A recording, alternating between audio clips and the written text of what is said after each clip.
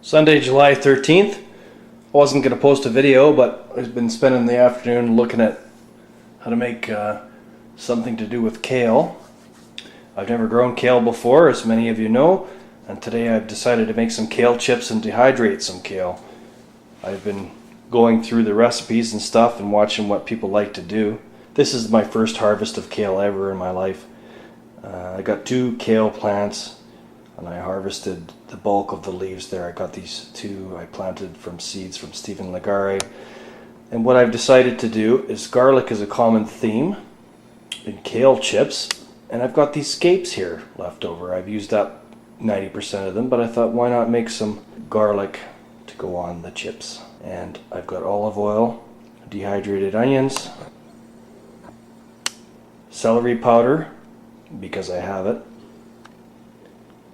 salt, pepper. I also have some vinegar. I would like apple cider vinegar, but I don't have any. And I've got some Parmesan cheese. So basically what I'm going to do is I'm going to make some garlic scape kale chips. Simple recipes for kale chips call for olive oil, salt and pepper. Another one called for salt and pepper and vinegar. Another one called for garlic powder. I thought, why not? I've got these garlic scapes. Why not make some? Oh, and there's some cheesy kale chip recipes out there too. And I thought, well, I got the garlic scapes, and I thought, well, why not just make some pesto and try that out? So I got the garlic scapes, and I got the Parmesan cheese, and I've got olive oil. So let's see what we can make. I got maybe 20 scapes here, and I guess the first thing I'll do is I'll prepare the scapes. Here's a typical scape. The enlarged region there is the seed head, the flower head starting to form there. That part of the scape is typically hotter than the rest. I'll probably cut some of the bigger ones out. You can use them or leave them out as you prefer. So I give them a quick chop here just so that they'll go into the blender easier. I've saved most of the flower heads. I chucked out a few of them. Now what I'll do is I'll throw them in the magic bullet here, along with some olive oil and some of the other ingredients.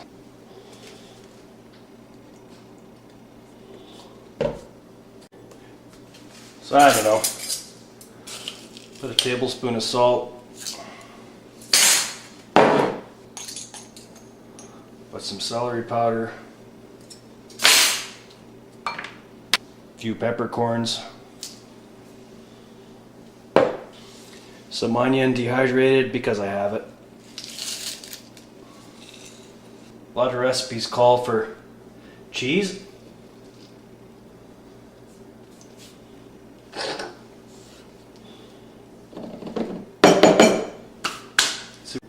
We'll see if this mixes or not.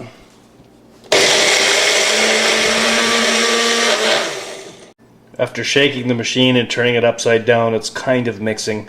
It looks a little bit thick. I think I'll add a little bit more olive oil.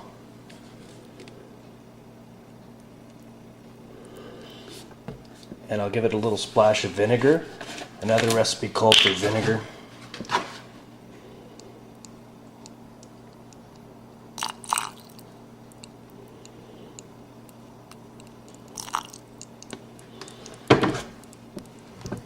Not too much vinegar, just a little bit, a few tablespoons. It's looking a little bit better. Still pretty thick even after I put a little bit of vinegar and more oil in it. I want something that I can wet the leaves down with and paste the leaves up before I dehydrate them, so this is still pretty thick. I think I better add some more stuff to it. Maybe a little bit more olive oil. Maybe just a little bit more vinegar. There. We'll see what that does. The whole purpose of this exercise in kale chips is to dehydrate things and dry it out. I may add a little bit of water here just so I can get the sauce consistency. I don't want to add any more olive oil and stuff like that, so I'm going to throw a little bit of water in here. We'll see what happens. I think that'll be plenty. That last little bit of water I added seems to have done the trick. I get some kind of a flow happening here now with this quote-unquote sauce.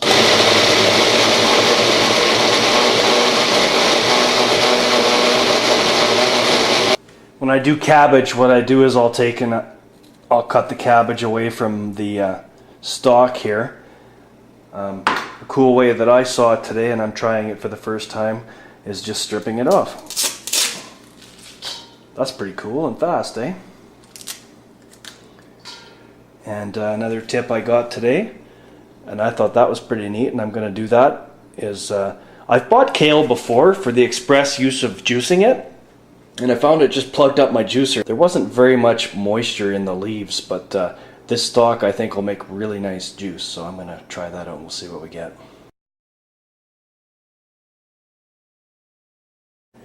So anyways, I've stripped about half the leaves. What I'm going to do is I'm going to make kale chips with half of it, and I'm just going to straight up dehydrate the rest. I want to try making some kale stir fry possibly, and some white bean soup with kale too. I've seen a couple of different recipes from different people I want to try this winter.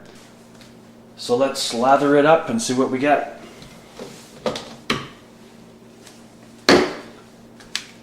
Hopefully that's an appropriate amount of sauce for the chips.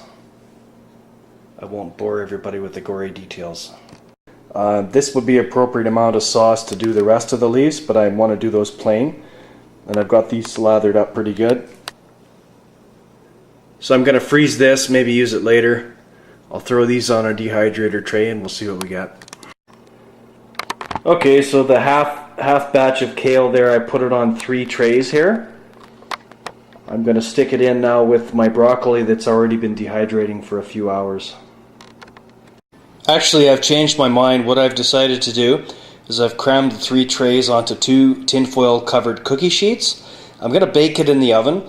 I want it to dehydrate it on a low temperature to keep the natural enzymes alive, possibly in the kale, but I still have this to do, and the dehydrator is already a third full, so I don't want to be dehydrating this stuff all day. So I've decided to bake this for that reason, and for another important reason is that this garlic is very strong, and by cooking it at a hotter temperature it'll kind of knock down the heat of the garlic, and the chips might be a little bit more tolerable for my children. So I'm going to do this in the oven instead, and I'm going to throw that in the dehydrator. These kale chips are stuck together.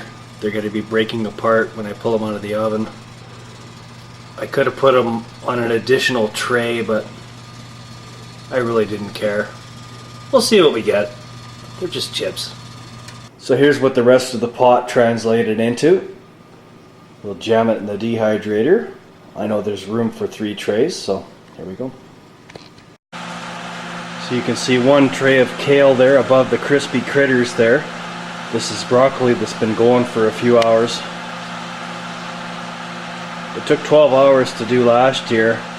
It's screaming hot this year. I don't know about the temperature regulation on this dehydrator. I'm thinking I might turn it down a little bit just because it's so hot here in my garage.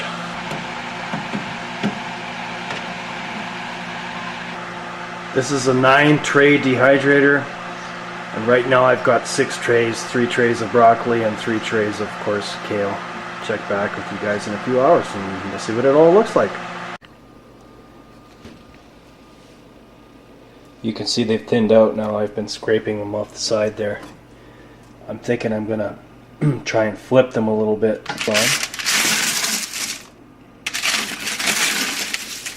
It's pretty crispy.